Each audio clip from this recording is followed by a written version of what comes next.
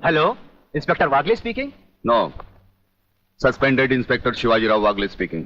Sir, DSP साहब ने आपको अर्जेंट बुलाया है, कल से ड्यूटी ज्वाइन करनी है। फिर?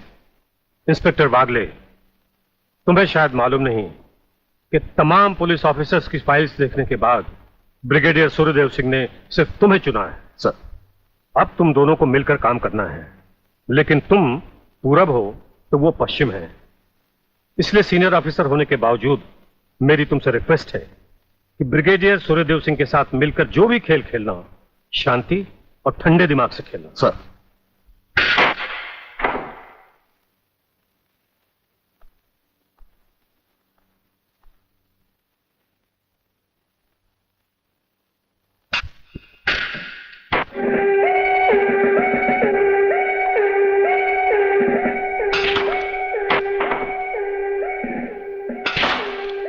बड़े प्यार से खेलते हैं आप। असली खिलाड़ी मरने वाले दुश्मन को पता भी नहीं चलने देते कि कब होगी उसकी मौत। तो फिर प्रलयनाथ को छोड़ क्यों दिया? क्या उससे गले मिलने गए थे? गले मिलने गए थे, उसके गले का माप लेने गए थे कि वो फंदे की मौत मरेगा या हमारे पंजे की। वागले, गर्मजोशी अच्छी चीज है लेकिन हमेशा काम नहीं आती। तुमने तो देखा ही होगा, इसी गर्मजोशी की वजह से तुम कई बार सस्पेंड हो चुके हो। नौकरी की परवाह है किसको? यहां है कौन अपने पीछे रोने वाला?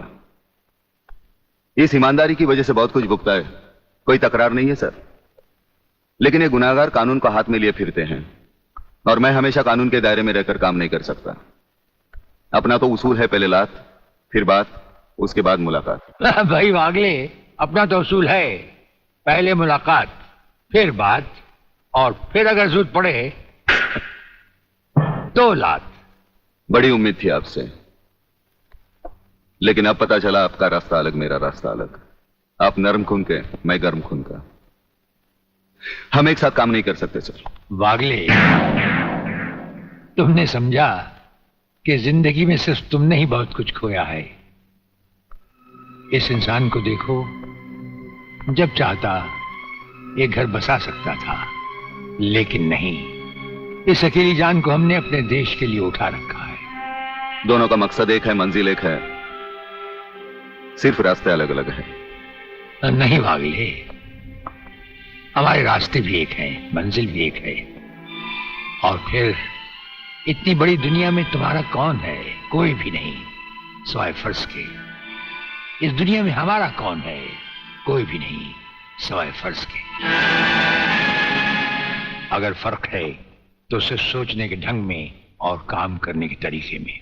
अब हमें इस फर्क को मिटाते हुए ये युद्ध एक साथ लड़ना होगा।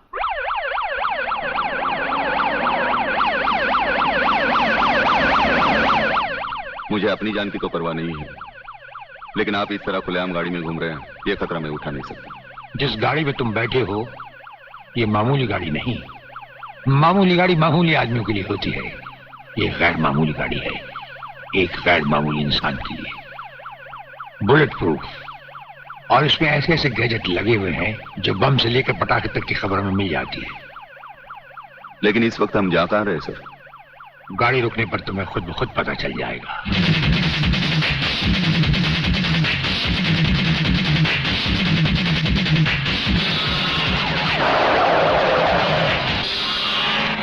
वागले, यहां हमारा घर है।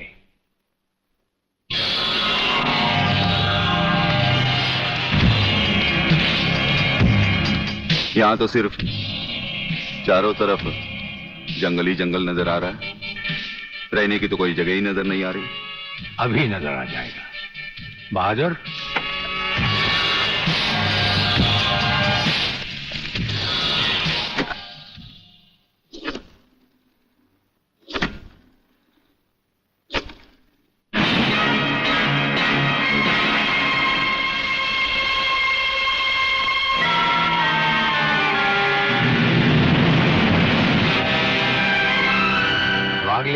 ये ऐसा बंकर है जिसका अता पता सिर्फ हमें या एक हमारे खास आदमी खबरीलाल को है, और आज से तुम्हें होगा।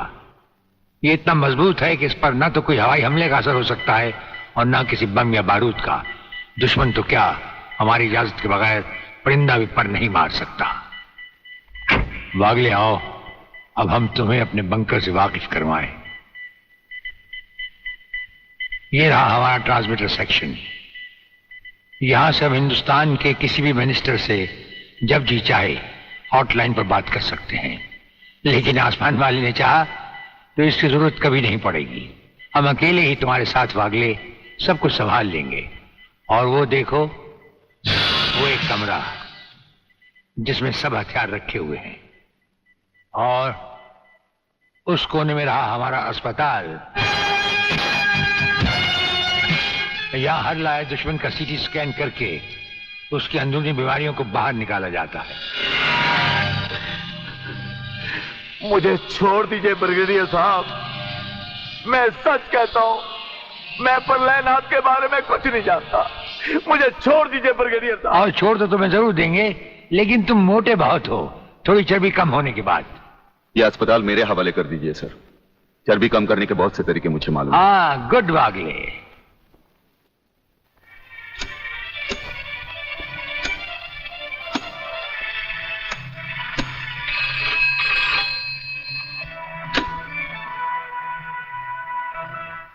नमस्कार सर, मैं खबरीलाल बोल रहा हूँ। ओ खबरीलाल, आज के मुख्य समाचार ये हैं कि प्रलयनाथ गुंडा स्वामी ने खतरनाक किलर बब्बन खूनी को आपको खत्म करने के लिए एक बहुत बड़ी सुपारी दी है। हमारे नाम की सुपारी खाने वाले को जिंदगी भर दांत चबाने पड़ेंगे। ये हमारे नाम की सुपारी खाने वाले चमगादड़ के खाने पीने का ढाबा कहाँ है खबरीलाल? शहर से 40 मील दूर काली पहाड़ी के पीछे उसका एक अपना बहुत बड़ा मैंगो फार्म है। आज के समाचार समाप्त हुए।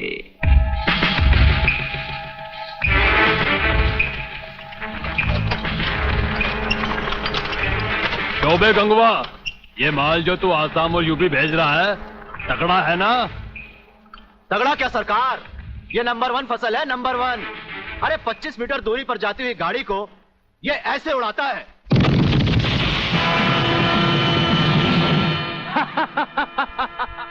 देखा सरकार, ये अपनी बम फैक्ट्री में बना हुआ मैंगो का कमाल।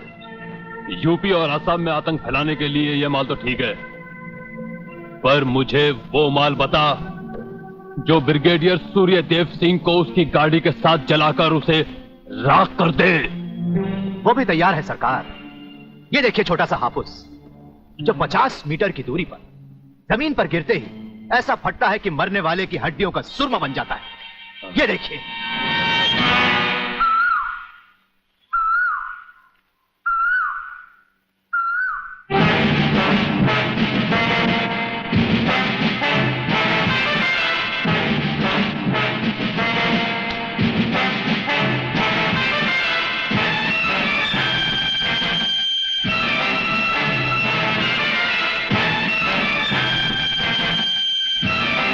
कौन हो तुम?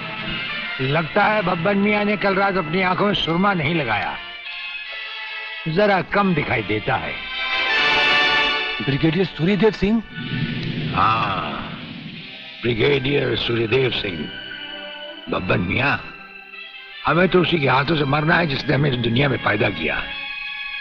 तुम सब अपने आप को हमारे हवाले कर दो, वरना तुम्हारा बनाया हुआ आमों का बागीचा तुम सबका अपने हाथों से बनाया हुआ कब्रिस्तान बन जाएगा। तो आओ आगे और पकड़ लो मुझे, मगर इतना याद रखना कि जहां तुम खड़े हो उस पेड़ से लेकर मैंने अपने चारों तरफ माइंस बिछा रखी हैं। अगर इसके अंदर तुमने पैर रखने की भी कोशिश की तो तुम्हारे चीचड़े उड़ जाएंगे।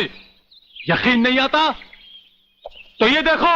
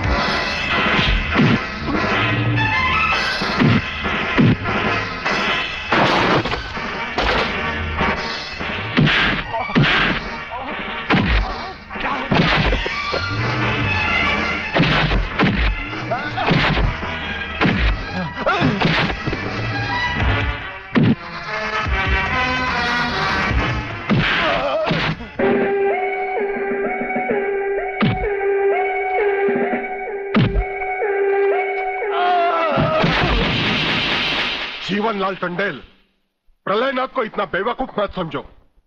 सारे शहर के पुलिस स्टेशन से पता लगाकर ही तुम्हें फोन किया है। अगर होम मिनिस्टर होते हुए तुम्हें यह पता नहीं है तो मुझे कल तुम्हारा रेजिग्नेशन चाहिए, समझे? अरे मैं जानते हो बब्बन और उसके साथियों ने जबान खोल दी तो सूर्यदेव सिंह हमारे लिए नर्क के दरवाजे खोल देगा। जल्दी से पता लगाओ और उन सबको छुड़वाओ। Yes, DCP Pathania speaking. अरे इंग्लिश को मारो गोली और हिंदी में समझो। मैं जीवनलाल बोल रहा हूं, जीवनलाल टंडेल। ओ सर, आप कहिए, क्या हुक्म है सर? मुझे सिर्फ 1 घंटे में यह बताओ कि सूर्यदेव सिंह ने जिन जिन को गिरफ्तार किया है वो सब कहां हैं, और मुझे 4 घंटे के अंदर अंदर उन सब की जमानत चाहिए, समझे?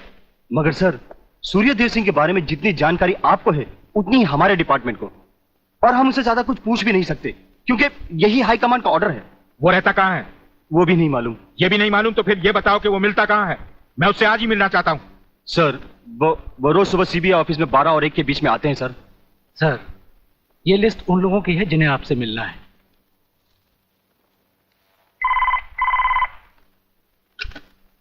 सर, मंत्री जी आपसे मिलना चाहते हैं। टंडेल का नाम है क्या इसमें? जी नहीं सर।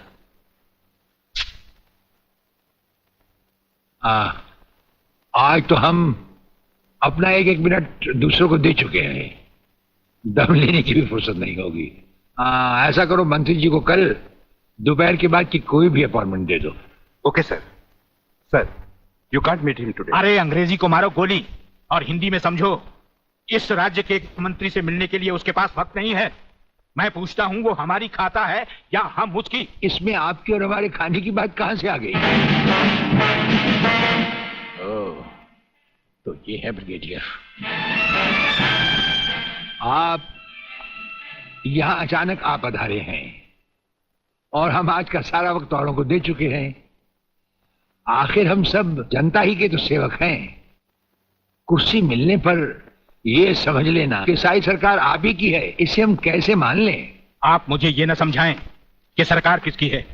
आप सिर्फ इतना समझिए कि आप एक सरकारी नौकर हैं और आपके सामने खड़ा हुआ ये इंसान इस राज्य का मंत्री है। खादी के कपड़े पहनने से और टोपी लगा लेने से कोई महात्मा गांधी नहीं बन जाता।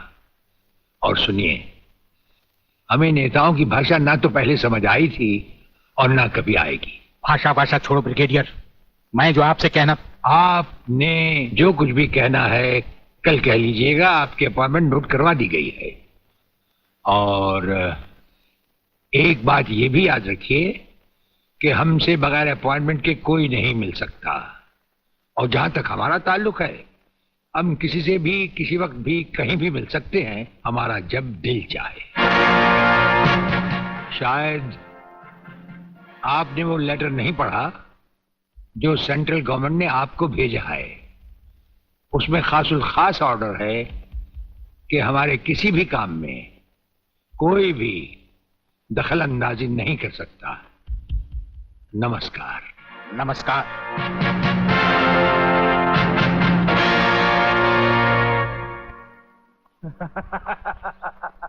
रियली? ओए, हाँ, गुड मॉर्निंग अंकल। अरे अंग्रेजी को मारो गोली और हिंदी में बात समझो। हिंदी में तुम ये बताओ, तुम्हारे पिता कहाँ हैं? पिताजी, अंकल तो ऊपर बैठे हुए हैं, आप ही का इंतजार कर रहे हैं। राधा, तुम्हारे पिताजी बड़े उखड़े हुए लगते हैं। लगता है there is something wrong in the ministry। अरे रॉन्ग हो या राइट, यही समझना होता तो मैं भी तुम्हारी तरह खादी के कपड़े पहन लेता। अरे सरकारी लेटर से मुझे क्या लेना देना? देखो, तुम अभी से इतने ढीले पड़ जाओगे तो पूरी सरकार को भारतवर्ष से कैसे खत्म करोगे? वो सिर्फ एक मिलिट्री ऑफिसर है और हमें पूरी मिलिट्री फोर्स के साथ लड़ना है। भूल जाओ सारी बातें और फाड़ दो वो लेटर। देखो, उसका ट्रांसफर ना हो तो ना सही, उसकी बातें हमें पता न चले तो न सही, लेकिन उसकी मौत का बंदोबस्त तो मैं कर सकता हूं। प्रलयनाथ, वो मर गया तो ये नेता भी कुर्सी समेत जल गया, समझो। वो मरेगा भी और तुम कुर्सी के साथ जियोगे भी। आप किसकी बारी है जनरल साहब? ब्रिगेडियर सूर्यदेव सिंह की। मारे जाने वाले पुलिस के उन शहीदों की याद में ये ज्योत बनाई गई है जिन्होंने कानून की रक्षा करते हुए अपने प्राणों की आहुति दी। आज के इस समारोह के मुख्य अतिथि माननीय मंत्री श्री जीवनलाल टंडेल हैं।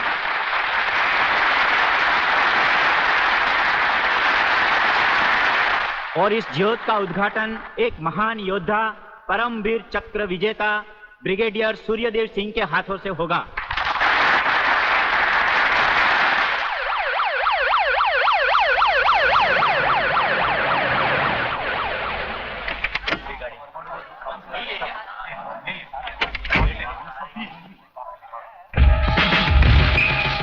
Welcome welcome please.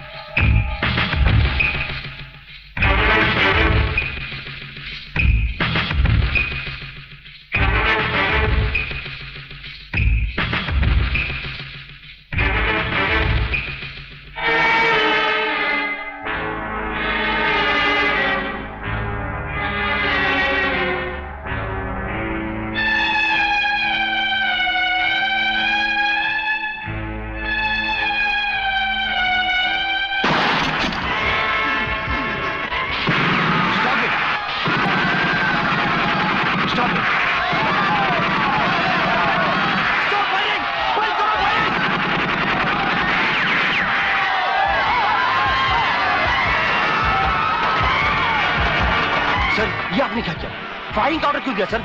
आपकी एक गलती से कितनी जाने गई, इसका जवाब कौन देगा ब्रिगेडियर साहब? मिस्टर तिवारी, इसका जवाब अब ब्रिगेडियर को ही देना होगा, और वो भी अदालत में।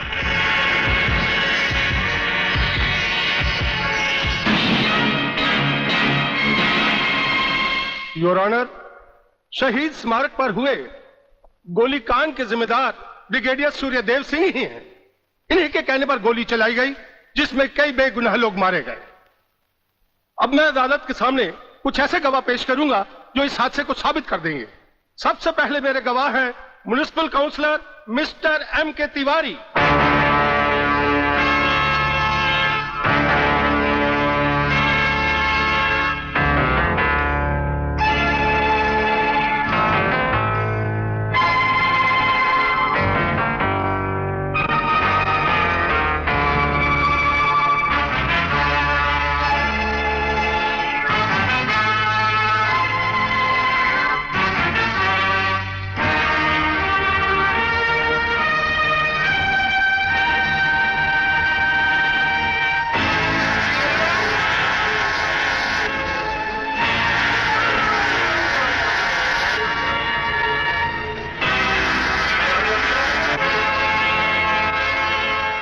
योर ऑनर, अब हमारा आखिरी एक ऐसा चश्मदीद गवाह है जिसकी सच्चाई पर कोई शक नहीं कर सकता, और वो है इंस्पेक्टर शिवाजीराव वागले।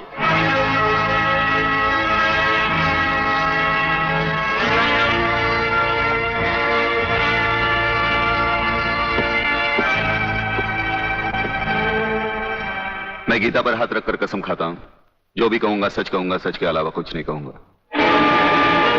जज साहब, शहीद स्मारक पर जो भी कुछ हुआ मेरी आंखों के सामने हुआ। मुझे इस बात का ताज्जुब है और अफसोस भी है कि ब्रिगेडियर सूर्यदेव सिंह जैसे जिम्मेदार और सुलझे हुए अफसर ने ऐसा कदम क्यों उठाया जिससे निर्दोष लोग मारे गए। इस हत्याकांड के जिम्मेदार ब्रिगेडियर सूर्यदेव सिंह ही हैं।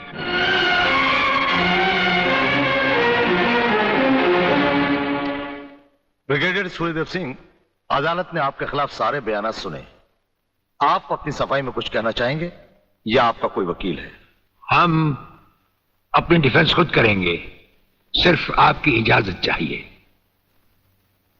इजाजत है? आप गीता पर हाथ रखकर कसम खाइए, जो भी कहेंगे, सच के सिवा कुछ नहीं कहेंगे। जज साहब, क्या अदालत को यकीन है कि गीता और कुरान या बाइबल जैसे पवित्र ग्रंथों पर हाथ रखकर जो गवाहियां दी जाती हैं वो सच होती हैं? अगर इन कस्मों के बावजूद भी गवाह सच नहीं बोलता तो फिर अदालत में इन पवित्र ग्रंथों का अपमान किस लिए, जज साहब?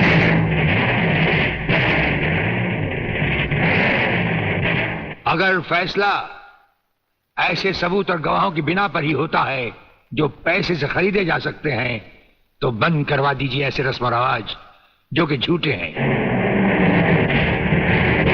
ये मुकद्दस ग्रंथ हमारे धर्म और ईमान का ताज है, हमारी जिंदगी की बुनियाद है। हम ये कसम खाएं भी तो कैसे खाएं? यह अदालत आपकी दलीलों की कदर करती है ब्रिगेडियर साहब, लेकिन यह अदालत की बरसों पुरानी रस्म है जो मैं नहीं बदल सकता। तो फिर हम भी अपने जमीर के खिलाफ नहीं जा सकते, चाहे वो अदालत हो या जंग का मैदान।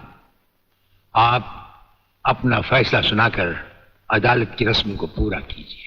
तमाम सबूत और गवाहों के बयानात को मद्देनजर रखते हुए यह अदालत इस नतीजे पर पहुंची है कि शहीद स्मारक पर बेगुनाहों पर पुलिस ने गोली ब्रिगेडियर सूर्यदेव सिंह के कहने पर चलाई।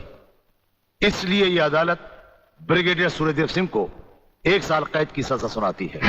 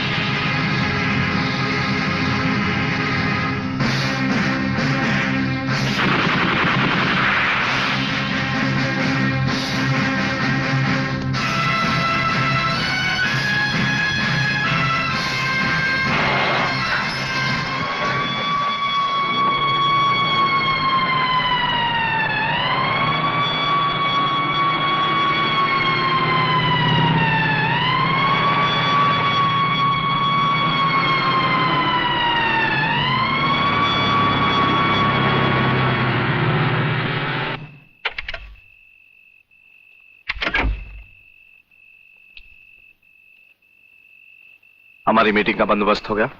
Yes sir. सूर्यदेव सिंह को आप जेल के तहखाने में मिल सकते हैं। गवर्नमेंट डिसिप्लिनरी एक्शन का मामला है, इसलिए हमारे साथ हमारे सेक्रेटरी के अलावा और कोई नहीं जाएगा। Right sir.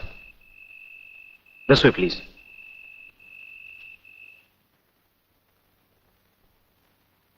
आप इधर उधर देखने की तकलीफ मत उठाइए मंत्री साहब, हम देख भी चुके हैं और सुन भी चुके हैं। यहाँ दीवारें तो हैं लेकिन इनके कान नहीं। आपका वागले से अलग हो जाना, वागले का भरी अदालत में आपके खिलाफ बयान देना, आपका गिरफ्तार होना भाई ये सब मेरी समझ में पूरी तरह से नहीं आया।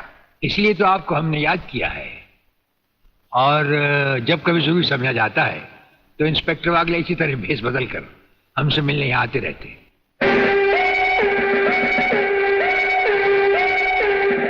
सर, ब्रिगेडियर साहब का हमसे अलग होना, जेल में आ जाना, इससे दुश्मन हमें कमजोर समझकर लापरवाह हो जाएंगे और उनकी इसी लापरवाही का फायदा उठाकर हम उनकी जड़ें आसानी से काट सकते हैं। हम जिन जराइम की तलाश में हैं उसकी कुछ जड़ें इस जेल की 4 दीवारी में भी पैवस्त हैं। उन्हें ढूंढकर निकाल कर हमें खोदना होगा। और मंत्री साहब, आपसे खास बात यह कहना थी कि हमारी गैर हाजिरी में इंस्पेक्टर वागले आपसे हॉटलाइन पर बातचीत किया करेंगे। ये जब कभी भी आपसे कहें आप हमारे लिए रिहाई के ऑर्डर भिजवा दीजिएगा। ठीक है, आप जब चाहेंगे आपकी रिहाई के ऑर्डर्स भिजवा दिए जाएंगे। नमस्कार। Cheers!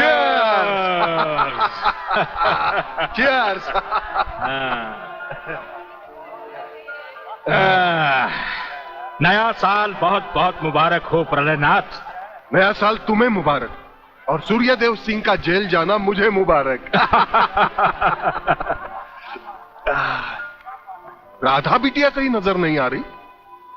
नजर तो तुम्हारा बेटा रसिक नाथ भी नहीं आ रहा। अरे भाई, इन नौजवान लोगों का हम बूढ़ों से क्या मतलब? मना रहे होंगे कहीं नया साल अपने जवान दोस्तों के साथ।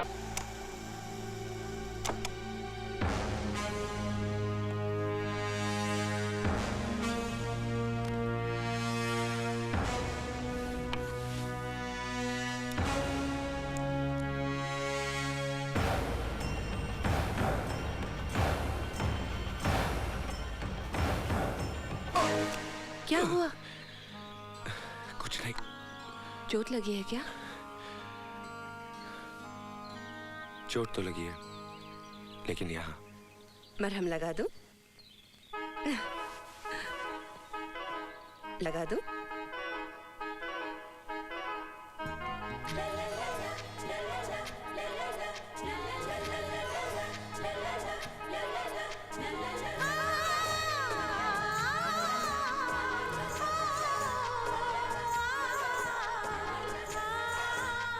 एक डोज से काम नहीं चलेगा।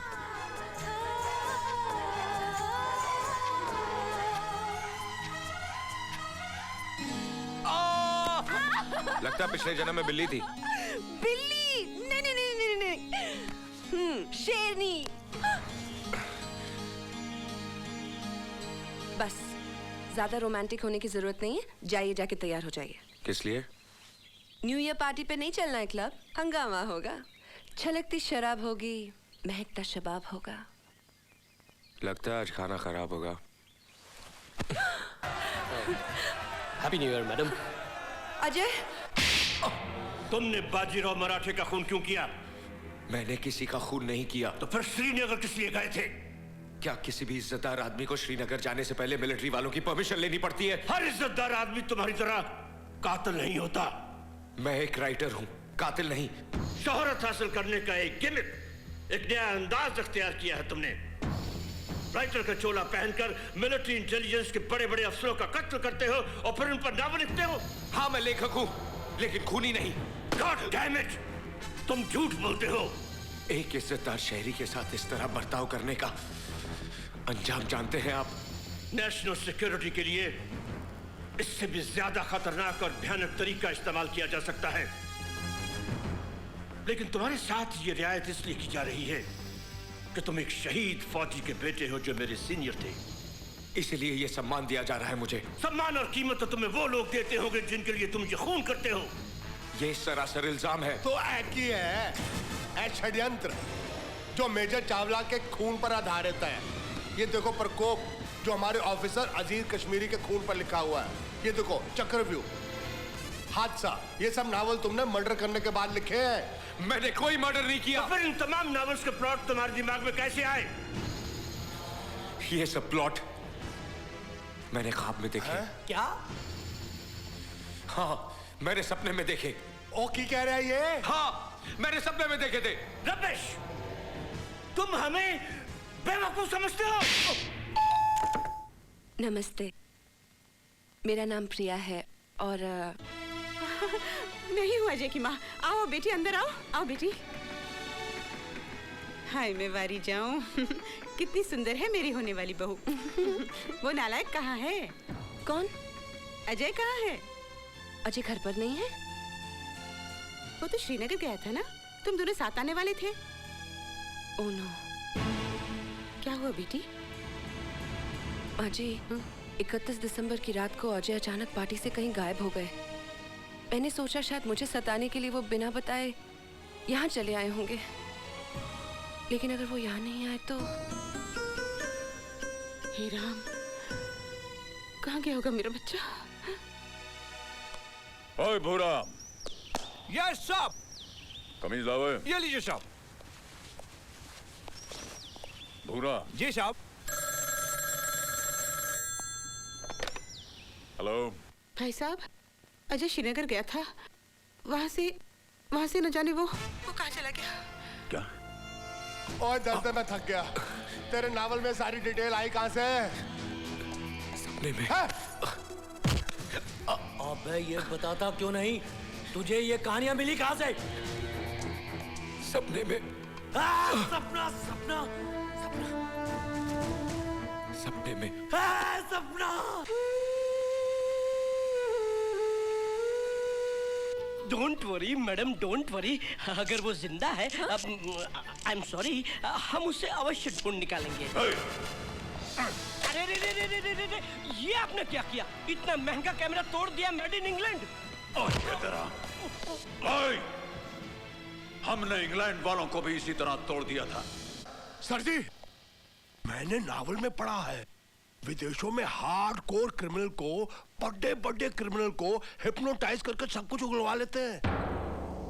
मिस्टर अजय, सच्चाई जानने का यह सबसे आसान और सीधा तरीका है।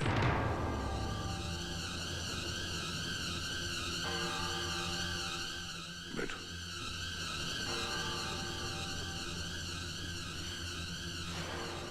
लेट जाओ, लेट जाओ। पैर सीधा करो। हाँ, अपनी आंखें बंद करो।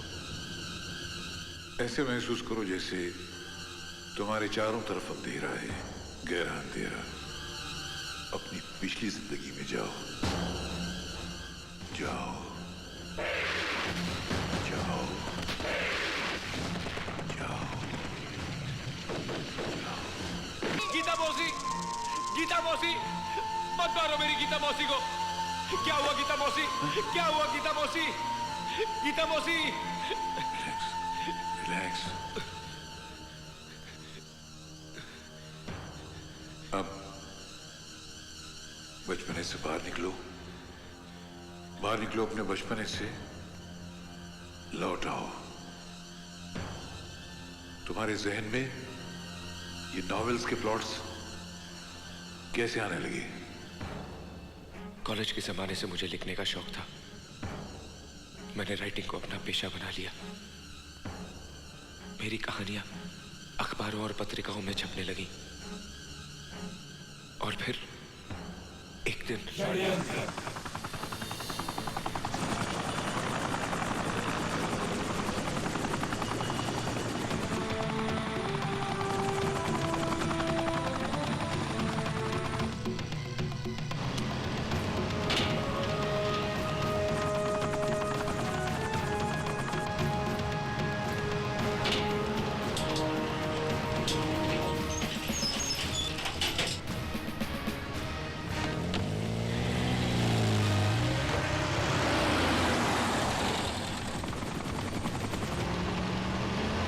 Welcome mister Hamid sherwani, chief of the Pakistani army. Welcome.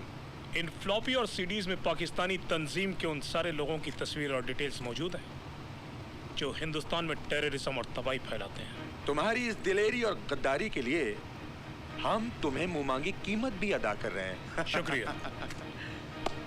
Thank you. All the best.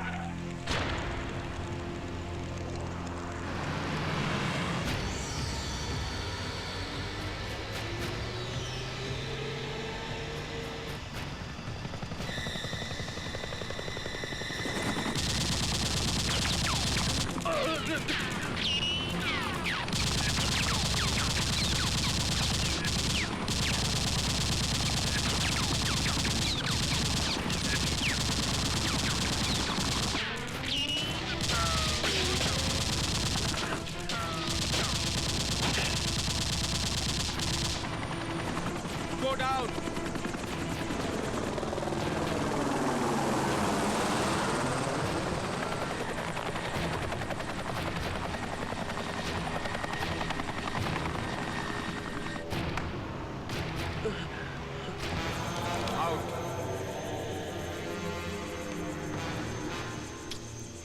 You'll be responsible.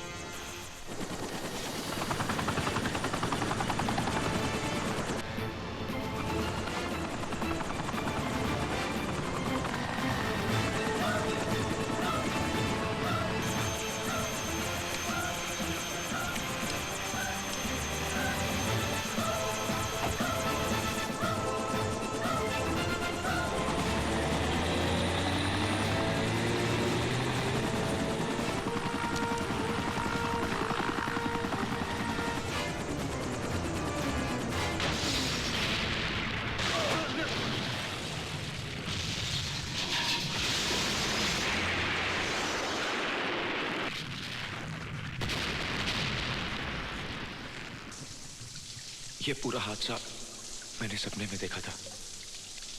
अजीबोगरीब हालात में मुझे ख्वाब आते रहे और मैं उन ख्वाबों को कहानी की शक्ल देता चला गया।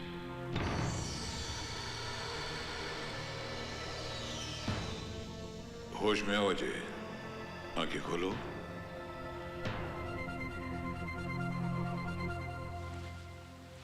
Thank you doctor Dastur. Thank you sir. God bless you. Mister Ajay, I am sorry हमारी वजह से तुम्हें काफी तकलीफ पहुंची, but it has solved our purpose and we are thankful to you.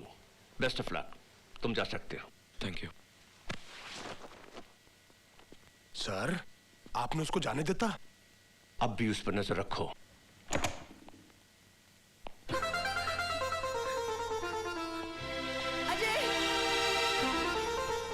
Ajay!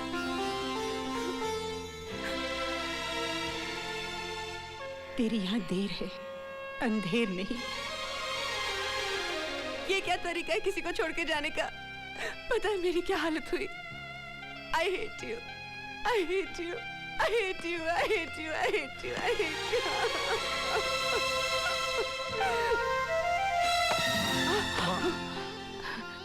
तू ठीक तो है ना बेटे? कहाँ चला गया था तू? माँ, मुझे आर्मी वाले ले गए थे। आर्मी वाले ले गए थे? पर क्यों? माँ, उनका कहना है मेरे नॉवेल सिर्फ कहानियां ही नहीं, हकीकत है। वही ऑफिसर्स के नाम, वही लोकेशंस, वही मर्डर के तरीके। उन्होंने माना ही नहीं कि ये सब प्लॉट्स मैंने ख्वाब में देखे थे। उन्होंने मुझे टॉर्चर किया। लेकिन माँ, ये गीता मौसी कौन है? जब डॉक्टर मुझे हिप्नोटाइज करके 3-4 साल की उम्र में ले गया, तब मैंने देखा कि कौन है ये गीता मौसी माँ?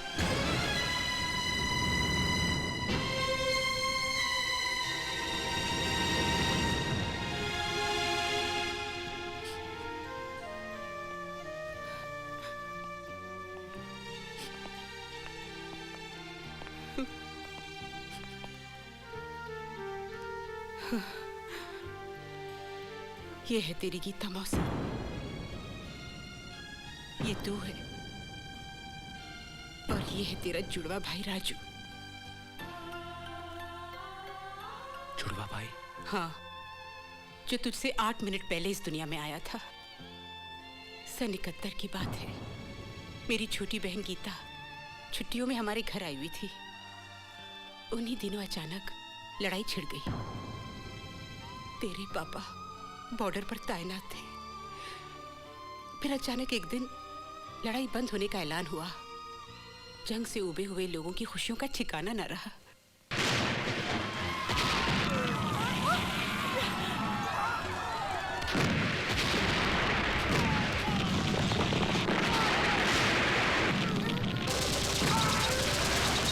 और जवाब दो, हद कर दो उन दुश्मनों को जो हमारी मर्यादा को लगने की जुर्रत करते हैं।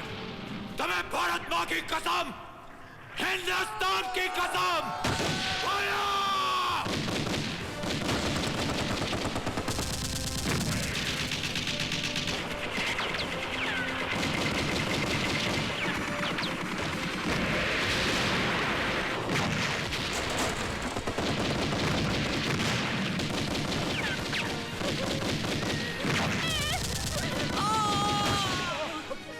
जवान, मशीन गन को मैन करो।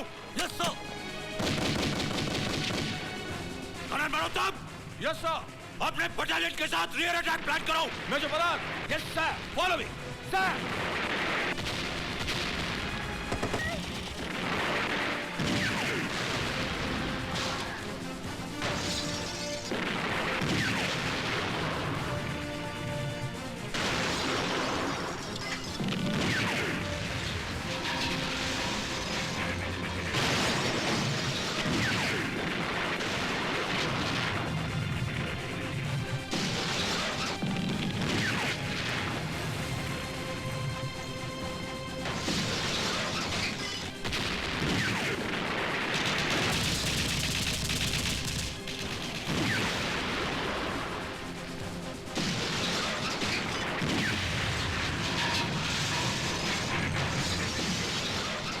जनाब, हिंदुस्तानियों ने तो हमारे टैंकों के तोते उड़ा दिए हैं।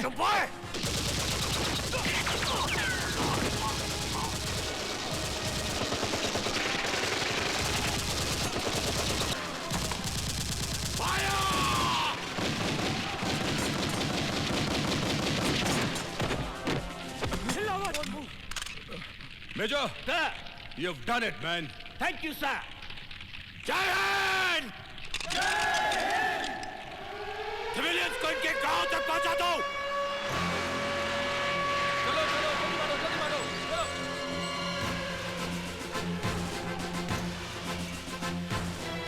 चलो चलो जल्दी मारो चलो चलो जल्दी मारो कम ऑन हरी अप और कोई है क्या? नहीं भगवान, नहीं। और उस लड़ाई में मैंने अपना सब कुछ गवा दिया, अपना पति, अपनी बहन और एक बेटा। सच्चाई ये नहीं है, ये सच्चाई नहीं है भाभी जी। ये आप क्या कह रहे हैं भाई साहब? साफ साफ कहिए ना बाबा, क्या कहना चाह रहे हैं आप? सन 71 की जंग का वो खौफनाक मंजर मुझे आज भी अच्छी तरह याद है।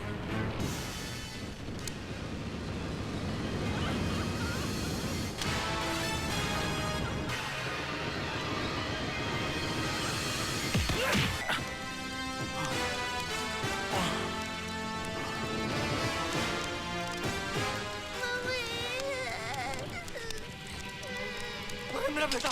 ए, कौन हो तुम? यहाँ क्या कर रहे हो? हिंदुस्तानी हो साहब, पक्का हिंदुस्तानी हो, यकीन करो। चलो। इसकी माँ को भी जालिमों ने मार डाला साहब। और फिर वो कमीना राजू को अपने साथ ले गया। मौत का सदमा तो इंसान बर्दाश्त कर लेता है, लेकिन जब कोई अपना खो जाता है तो उसे पाने की तड़प को बर्दाश्त नहीं कर पाता। ये दुख मैं भाभी जी को नहीं देना चाहता था। रब रखा, न जाने उस कमीने ने राजू को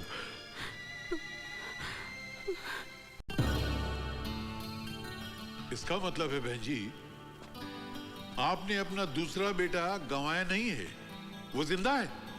क्या? हाँ, अजय का जुड़वा भाई जिंदा है। मेरा बेटा जिंदा है, मेरा राजू जिंदा है।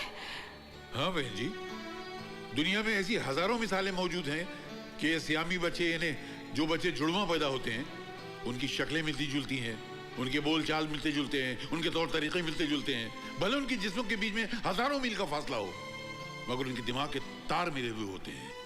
एक को चोट लगती है तो दूसरे को असर होता है, एक बीमार होता है तो दूसरा बीमार हो जाता है। यही तुम्हारे साथ भी हुआ है, लेकिन तुम्हारा केस बहुत एक्स्ट्रॉर्डिनरी है। तुम्हें मेरी बात पे यकीन नहीं हो रहा है ना? हाँ, मेरे साथ आओ। ये देखो, ये पैरासाइकोलॉजी, ये पैरल साइंस, ये एस्ट्रल साइंस, इन तमाम किताबों में ऐसे हजारों जुड़वा भाइयों की मिसालें भरी पड़ी हैं। अजय, वो हादसे जो तुमने ख्वाबों में देखे थे, असल में तुम्हारे भाई ने किए हैं।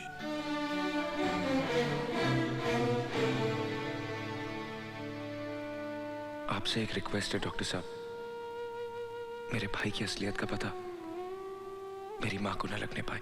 हाँ, ये एक आदमी है, इसका एक बच्चा बचा था, नाम है जब्बर सिंह।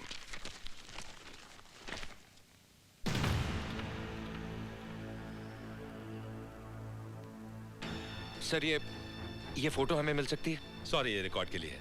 इसकी फोटो तो ले सकते हैं? हाँ, श्योर।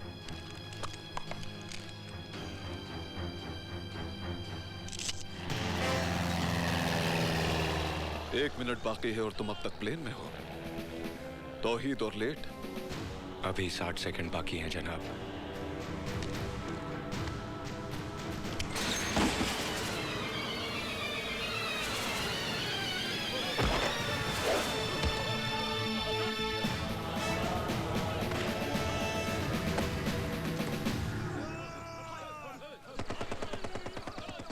कभी कभी तुम्हें देखकर यह गुमान होता है कि तौहीद कोई इंसानी जिस्म नहीं, किसी मशीन का नाम है, जिसमें खुशी, गम, दर्द और रहम नाम का कोई भी पुर्जा नहीं।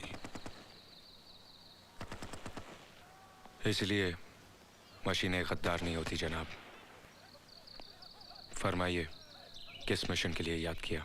भारत के प्रधानमंत्री ने पाकिस्तान आकर दोस्ती का जो लड्डू हमारे वजीर आजम को खिलाया है, हम उसे उनके गले से उतरने नहीं देंगे। इसलिए अब तुम्हें हिंदुस्तान की सरजमीन पर पाकिस्तानी वजीर आजम का कत्ल करना है। पाकिस्तान में जश्न की तैयारियां हो रही हैं, क्योंकि हमारे वजीर आजम साहब हिंदुस्तान के प्राइम मिनिस्टर की दावत पर भारत तशरीफ ले जा रहे हैं, ताकि दोनों मुल्कों की नफरत को प्यार में बदला जाए, इंतकाम को भुलाकर इत्तेहाद पैदा किया जाए, प्यार और अमन की संग बुनियाद रखी जाए। बकवास। उन्हें तो खप सवार है कि लोग उन्हें गांधी की तरह अमन के फरिश्ते की शक्ल में याद करें। उनके सर पर ताज और हम पर दुश्मनों का राज? बिल्कुल नहीं। उन्होंने हाथ काटा है, हम सर कलम कर देंगे। हमसे बांग्लादेश अलग हुआ है, हम कश्मीर लेके रहेंगे। इसी मकसद के लिए हमने 3 जंगें लड़ी थी। जंग जिसमें लाखों शहीद हुए, हजारों कुनबे तबाह हो गए। क्या तुम भुला सकते हो तौहीद कि सन 71 की जंग में हिंदुस्तानी फौजियों ने तुम्हारी मां के साथ क्या सलूक किया था? बोलो तौहीद, भुला सकते हो तुम? इन हिंदुस्तानी फौजियों ने तेरी मां को, इनसे तुम्हें बदला लेना होगा तौहीद।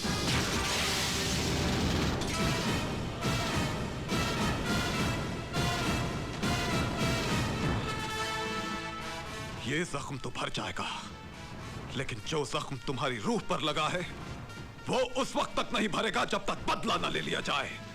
बदला तौहीद, बदला, बदला। प्लान क्या है जनाब? हिंदुस्तान में हमारे एजेंट वहां के कुछ ईमान फरोश लीडरान से मिले हुए हैं। उन्होंने इस मुद्दे को लेकर दंगे फसाद और तोड़फोड़ शुरू कर दी है, लेकिन असल कारनामा तुम्हें अंजाम देना है। 1 अक्टूबर को हमारे वजीर आजम हिंदुस्तान में मेहमान होंगे। आओ मेरे साथ। देखो तौहीद, 1 अक्टूबर को सिंगापुर से ड्राई फ्रूट्स का एक शिपमेंट हिंदुस्तान के एक शहर मुंबई पहुंचेगा, जहां दोनों मुल्कों के वजीर आजम मिलने वाले हैं। उस शिपमेंट के एक कंटेनर में एंटी एयरक्राफ्ट गन होगी। उस कंटेनर का नंबर होगा OPN 1613M। I repeat, OPN 1613M। अब तुम्हें किसी भी तरह इस डॉकयार्ड में दाखिल होकर यह गन हासिल करनी होगी, और जैसे ही पाकिस्तानी वजीर आजम का प्लेन डॉकयार्ड्स के ऊपर से गुजरेगा, उसी वक्त तुम्हें अपना निशाना